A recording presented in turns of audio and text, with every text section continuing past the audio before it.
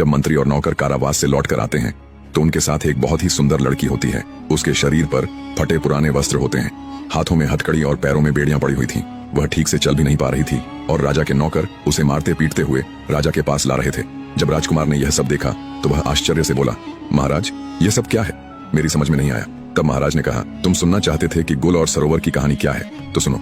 सरोवर मेरा ही नाम है और गुल इस लड़की का नाम है जो तुम्हारे सामने हथकड़ी और बेड़ियों में जकड़ी खड़ी है। राजकुमार कहने लगा, महाराज आप सरोवर और यह लड़की गुल, इसका मतलब यह आपकी ही कहानी है? महाराज ने कहा, हाँ ये मेरी ही कहानी है। जब मैं नवयुवक था तब एक बार जंगल में शिकार खेलने के लिए गया था। वहाँ यह लड़की अपनी सहेलियों के साथ उसी जंगल के एक तालाब के किनारे बैठी हुई थी।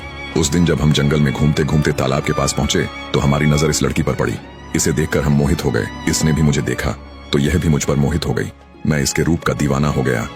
अब क्या बताऊं, इस लड़की को देखकर हम कुछ नहीं बोल पाए, लेकिन इस लड़की ने मुझे अपने पास बुला लिया और कहा, कौन हो आप, कहाँ से आए हो और क्या देख रहे हो?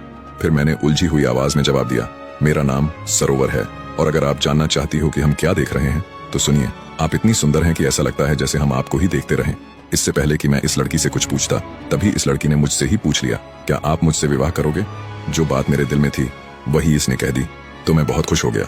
अब यह लड़की मुझे साथ लेकर अपने घर पहुंची और अपनी माँ से हट करके कहती है, हे माँ, मैं अगर विवाह करूंगी तो इसी के साथ करूंगी, अन्यथा मैं मर जाऊंगी। उसके माँ बाप ने बहुत समझाया, बेटा इनके घर खानदान का कोई पता नहीं, कहाँ के रहने वाले हैं इसका कुछ पता नहीं है। उसकी माँ कहती है, एक अजनबी के साथ मैं तुम्हारा विवाह कैसे करा सकती हूँ? उस समय वह लड़की बार बार अपने माता पिता से विनती करने लगती है और खाना पीना तक छोड़ देती है। अब उसकी जिद के सामने उसके माता पिता मजबूर होकर उसका विवाह हमारे साथ कर देते हैं। जब इस लड़की का विवाह मेरे साथ हो गया तब विदा होकर यह मेरे साथ मेरे महल के लिए आ रही थी। रास्ते में यह बहुत प्रसन्न थी और मुझसे कह रही थी, मुझे मेरे मनचाहे पति मिले हैं, मैं खुद दुखी रह सकती हूँ लेकिन इन्हें कभी दुखी नहीं रहने दूंगी। मैं खुद संकट में रह सकती हूँ लेकिन इन पर कभी आंच नहीं आने दूंगी। मैं अपने पति से हमेशा लगाव बनाए रखूंगी। ऐसे ही करके हम अपने महल पहुंच गए। अब तो हम उसके प्यार में इतने पागल हो गए कि सब कुछ भूलते जा रहे थे।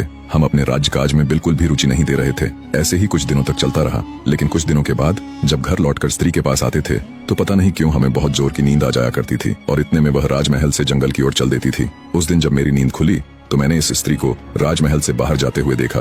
तो उस दिन मैं भी उसके पीछे पीछे छिपता छिपाता जाता हूँ और देखता हूँ कि वह स्त्री एक साधु के साथ बैठी हुई हंस हंस कर बातें कर रही है। इतना सब कुछ देखते ही मैं सोचने लगा कि पता नहीं यह उसका रोज का काम है या सिर्फ आज का। उसके बाद मैं चुपचाप वहाँ से वापस राजमहल में लौट आया। फिर राजकुमार ने उनसे पूछा, आगे क्या हुआ महाराज? तब महाराज ने राजकुमार से कहा, उस दिन मेरा पूरा दिन उसी के बारे में सोचते सोचते निकल गया और दूसरे दिन भी इन्हीं सब ख्यालों में संध्या हो गई। संध्या के समय भोजन बनाकर इसने मुझे खाने को दिया, लेकिन उस दिन मैंने जानबूझकर भोजन नहीं खाया। मैंने यह निर्णय लिया कि आज चाहे कुछ भी हो जाए लेकिन सोएंगे नहीं और फिर मैं देर रात तक उससे बातें करता रहा। जब काफी रात